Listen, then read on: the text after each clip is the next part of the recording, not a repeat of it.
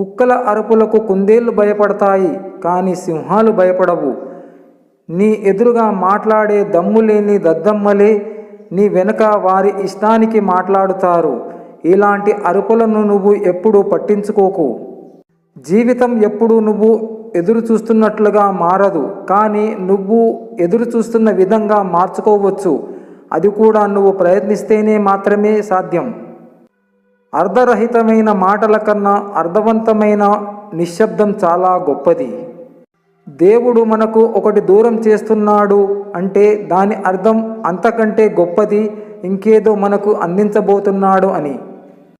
ఈ ప్రపంచములో మీ చిరునవ్వుకు మించిన అందం, మీ వినయానికి మించిన ఆభరణం, నీ ఆత్మవిశ్వాసానికి మించిన వస్త్రాలంకారణం లేదు. అందుకే మీరు ఎల్లప్పుడూ వాటిని కలిగి ఉండండి. నిన్ను చూసి భయపడేవాడు నీ వెనక నిన్ను ద్వేషిస్తాడు. మనిషిది చాలా విచిత్రమైన స్వభావం. ఇసుకలో సౌధము చూస్తాడు, రాయిలో శిల్పం చూస్తాడు, లోహములో ఆభరణం చూస్తాడు, ఆకులో ఔషధము చూస్తాడు, అద్దములో అందం చూస్తాడు, వ్యసనములో ఆనందం చూస్తాడు. కానీ సాటి మనిషిలో మాత్రం మనిషిని చూడలేడు. ఎందుకో? సహనము ఉన్న వ్యక్తి అతి శక్తివంతుడు. ఆవేశపరుడిలో ఆసక్తి 1% కూడా ఉండదు. సంతోషం నేర్పలేని ఎన్నో విషయాలు కన్నీళ్లు నేర్పాయి. గెలుపు నేర్పలేని ఎన్నో పాఠాలు ఓటమి నేర్పింది. స్నేహం నేర్పలేని ఎన్నో జాగ్రత్తలు మోసం నేర్పింది. అందుకే అంటారేమో, ఏమి జరిగినా మన మంచికే అని.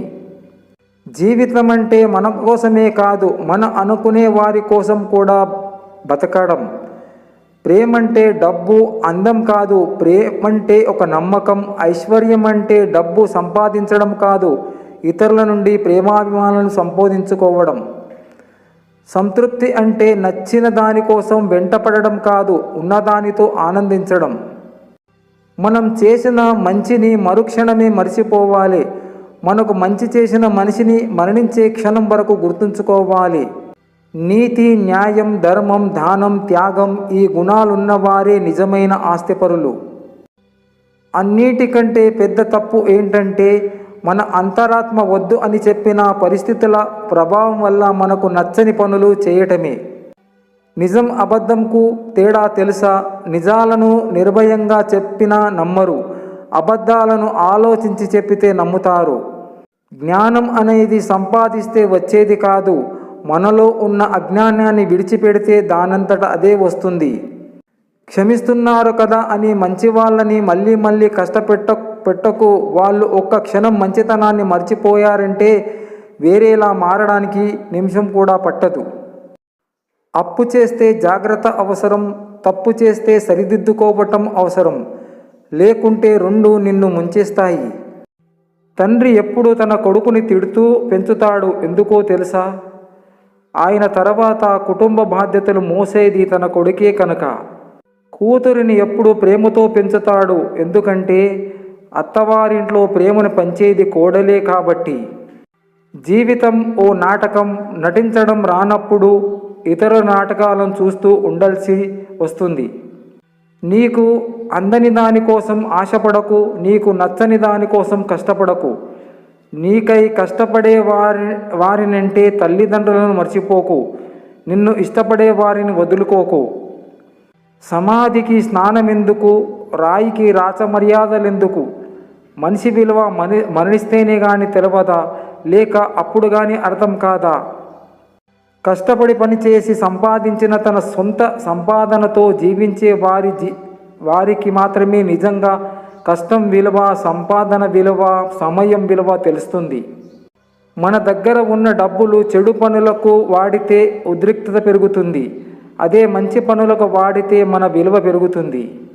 నాకు గతం ఉన్నా ఇప్పుడు నా చేతిలో లేదు. భవిష్యత్ ఉంటుందో లేదో నాకు తెలియదు.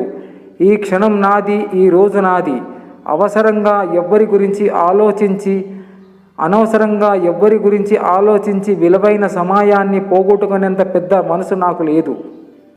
తప్పు ఎవరిదైనా కావచ్చు. ఒక్క మాట తగ్గి బతకడంలో ఉన్న ఆనందం 1000 మంచి మాటలతో సమానం. పదవి ఉన్నప్పుడు పనికి మాలిన వాడు కూడా పతంగిలా ఎగురుతాడు. దారం తెగితే కానీ అర్థం కాదు నా ఆధారం భూమిపైనే ఉందని.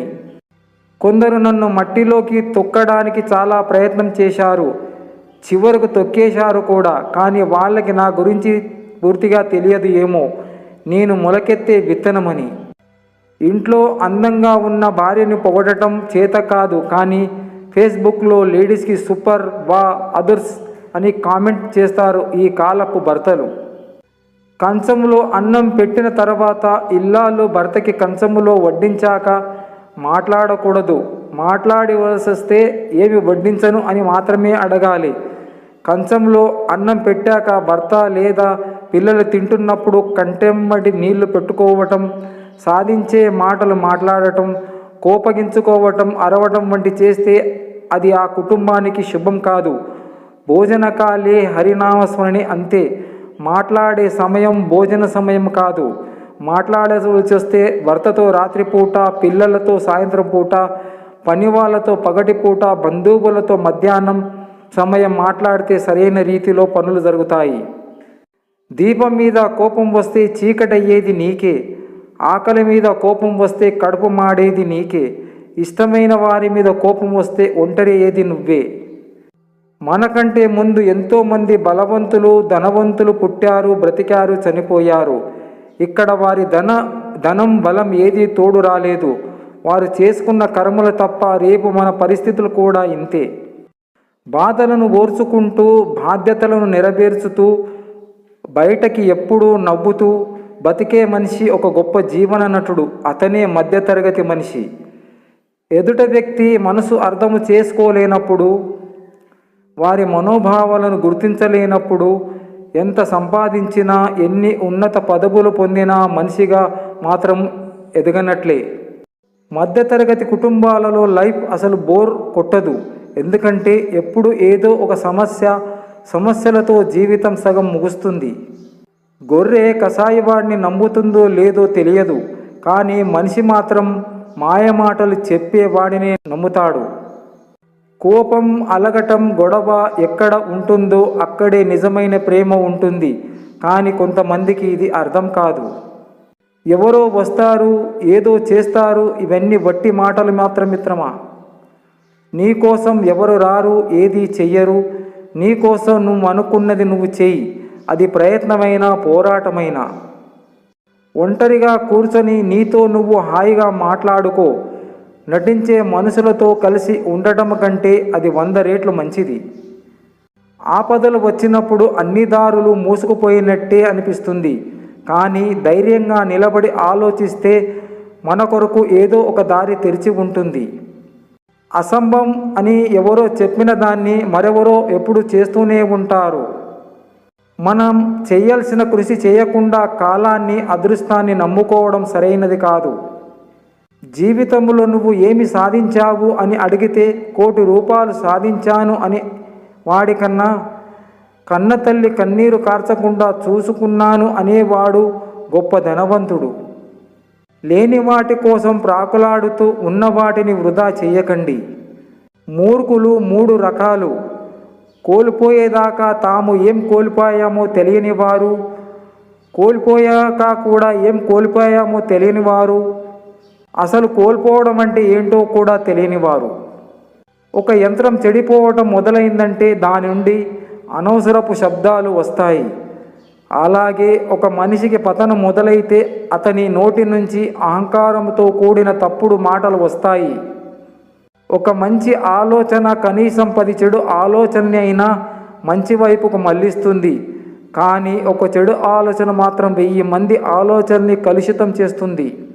జ్ఞాపకాలు చాలా గమ్మత్తైనవి. కొన్నిసార్లు వద్దన్నా వదలకుండా ఆనందాన్ని ఇస్తాయి. ఇంకొన్నిసార్లు వెంటపడి మరి కంటతడి పెడుస్తాయి. కని పెంచిన అమ్మకి కన్నీరు పెట్టించకు. తినిపించిన తండ్రికి తిండి లేకుండా చెయ్యకు. దైవం సృష్టించిన పంచభూతాల వల్ల మనకు హాని ఏమీ ఉండదు.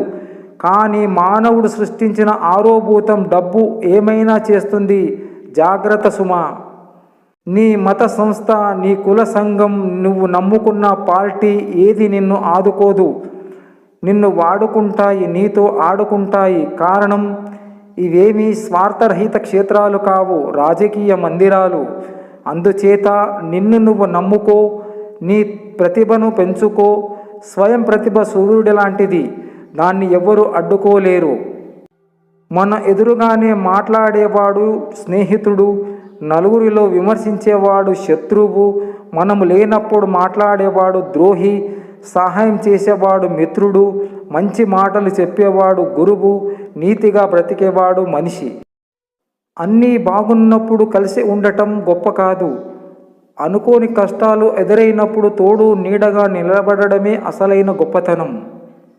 ఒక్కొక్క నీటి చుక్కను గౌరవించండి, అవి మేఘాల నుండి వచ్చినా కంటి నుండి వచ్చినా.